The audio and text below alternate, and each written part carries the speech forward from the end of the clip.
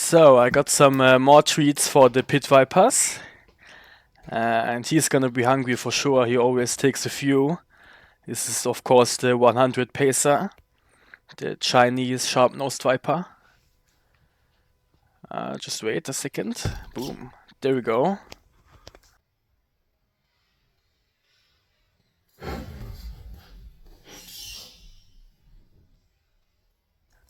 And it seems like that mouse is trying to fight back a bit. See, it's nagging his nose a little, but I don't think I have to interfere actually. See, he already knows how to deal with that. He just pins it down like that where the mouse can't reach him anymore. See? Very nice. And I hope you liked that little slow motion footage I included. Feel free to let me know if you would like me to do that for the future videos as well. I thought it may be interesting to see the strikes in a little more detail. So as you can see, the mouse has passed away now, and he already is trying to swallow it. Sometimes with him it does take a bit longer until the rodent actually passes away. I do get the impression that he doesn't even deliver that much venom. I think the venom that is still stuck on the fang probably gets injected, and otherwise it's just the fang itself doing all the damage, because as you can see, he has some pretty sizable fangs right there. And you can already kind of see how he's gonna try and swallow it. As I explained in the last video as well, I think sometimes he does kind of twist the rodent inside his jaw around until he can swallow it head first. And sometimes he just kind of folds it like this and gulps it down that way. See?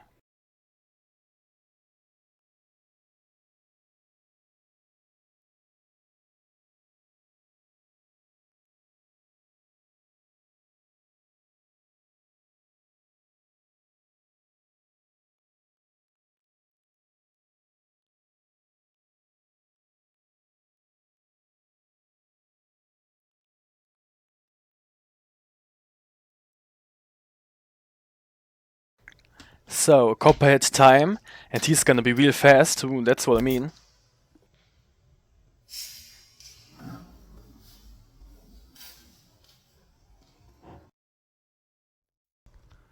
There we go.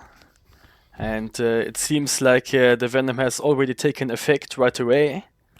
See, that mouse lost control over its hind limbs already, so it's not gonna go very far at all. See, that's what I mean. Obviously, the copperheads do have some highly developed hemotoxic venom. To target their prey items, they actually eat all kinds of rodents, amphibians, and other reptiles in the wild. They are very opportunistic eaters, all the Agkistrodon actually. And of course, therefore, they do need a pretty effective venom to take advantage of all these different food sources. However, towards humans, their venom is actually quite weak, as I explained in several other videos as well. If you are a healthy adult, you probably will not pass away from a copperhead bite for sure. Chances are you will survive that without too much complications at all, actually. It is gonna put you through some pretty agonizing pain, certainly, but other than that, the venom is quite mild for a pit viper at least. However, I would still be just as careful with them, like with any of my other snakes though.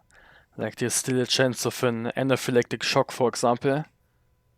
So, and next up is the baby Crotalus tortugensis. Boom.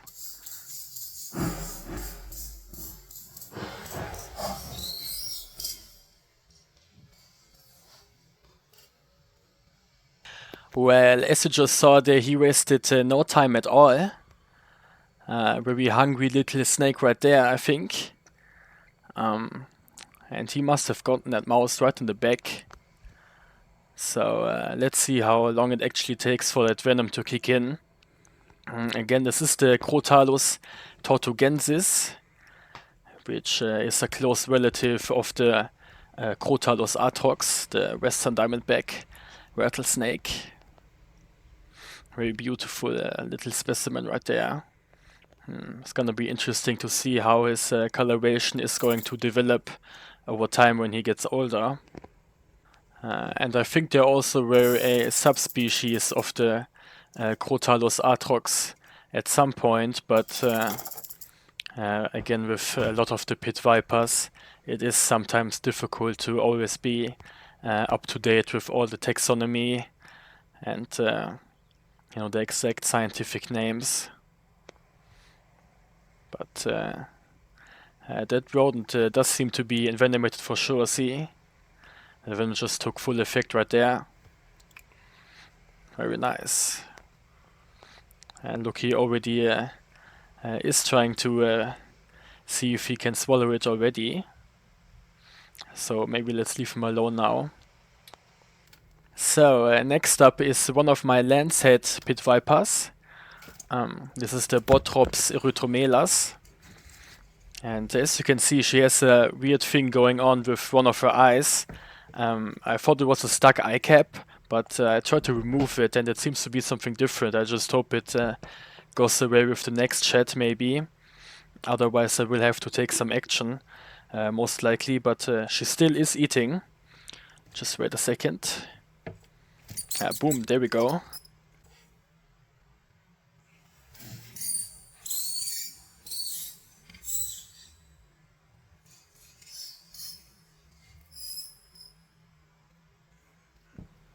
Just like I said, she's still eating and doing well.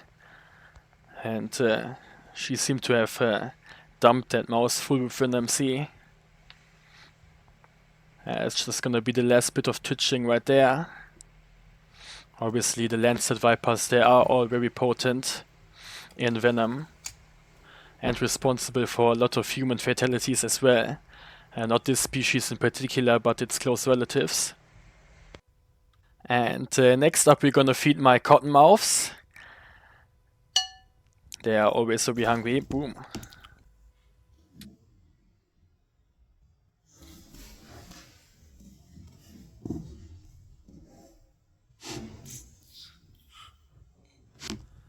This is the male specimen right there. He always likes to strike and then release the rodent, in contrast to the female. Boom, there we go. That venom has kicked in for sure. Always interesting to see the difference in hunting behavior even with specimens within the same species. You know, they really do have a own unique personality, all the snakes. And I feel with vipers in particular, they have very developed individual character. It probably doesn't show very well on the videos, but if you interact with them on a daily basis, you probably know what I mean if you have vipers yourself. It does make them very interesting to me in particular. Boom, there we go. I had some strong venom right there. Obviously the cottonmouths, they are more venomous than, for example, the copperheads, which they are closely related to. They have some cytotoxic venom as well, which is going to cause even more tissue damage. And of course the female is going to get a treat as well. And she always likes to hold on to the rodents, you're gonna see now. Just wait. Boom. Oh, she missed. Oh, come on. There we go.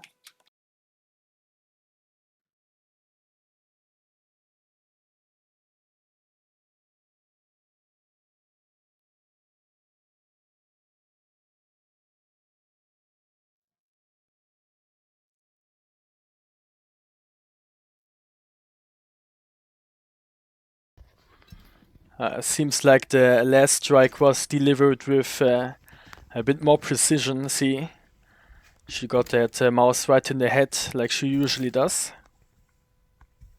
And again, this is only going to be a small snack for her.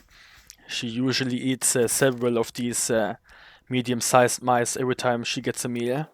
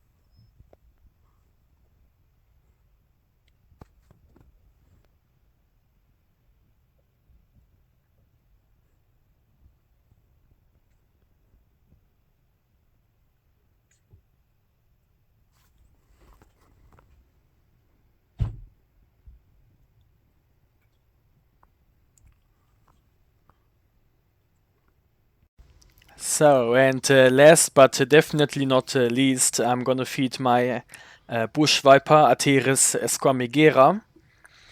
Obviously, she's not a pit viper, but a true viper instead. They originate from Africa, Central Africa. Look at that. Absolutely a wonderful snake in my opinion. So I have to offer her the mouse from the tweezers now, since it played around. Oh, there we go. Oh, wait a second, I need to make sure that the rodent doesn't nag the snake. Oh, come on. There we go. I think she did deliver a suboptimal strike. See, she kind of bit it in the leg right there. I don't think she meant to do that. Usually she is reasonably precise and does get them right behind the head. But maybe this time she was confused because of the tweezers. So maybe it is gonna take a bit longer for the venom to work now. We are going to see. In my opinion, it really doesn't matter that much where they deliver the strike. The venom is gonna work anyway. There we go. But see how much power she has, like in her neck, holding the rodent like that in the air. Very impressive. And she really just looks like a tiny dragon in my opinion. Especially if you look at these really nice head scales.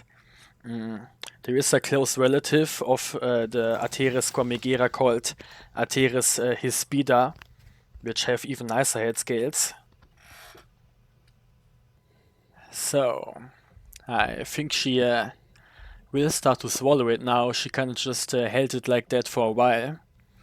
The rodent has passed away, as you can see. So let's have a look. There we go. Look, you can nicely see the fangs right there as well.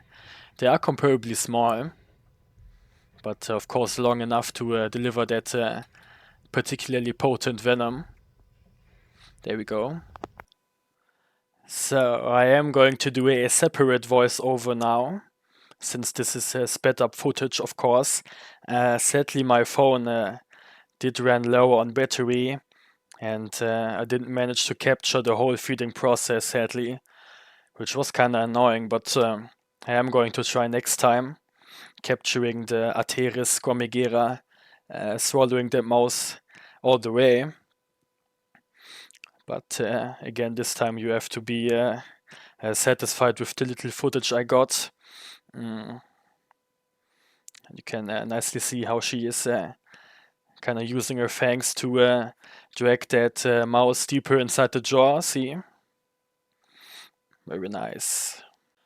And the Atheris, they are usually very good eaters in captivity, especially if you feed live, of course. However, their metabolism is quite slow, so I do get the impression that a lot of people are overfeeding them a bit, maybe. I only give her a meal like this maybe once a month at most.